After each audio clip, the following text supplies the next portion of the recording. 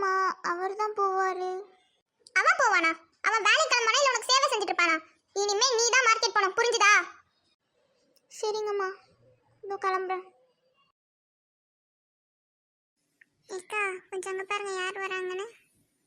இது அந்த சௌமியா பொண்ணு தானே? மார்க்கெட் போற மாதிரி இருக்கு. ஆமாக்கா, மாமியார் விட்ட ரைடுன்னு நினைக்கிறேன். வள்ளி அக்கா கிட்ட இப்பதான் பேசிட்டு வந்தேன். கொஞ்சம் கூப்பிடுங்கக்கா, என்னன்னு கேட்போம்.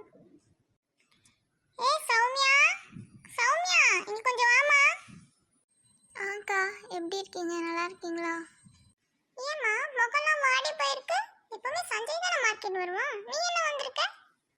இல்லைக்கா, அவர் கொஞ்சம் வேலையாக இருக்காரா, அதான் நான் வந்தேன். எல்லாம் எங்களுக்கு தெரியும் சௌமி, உன் மாமியார் பண்ற குடும்பங்களை பத்தி.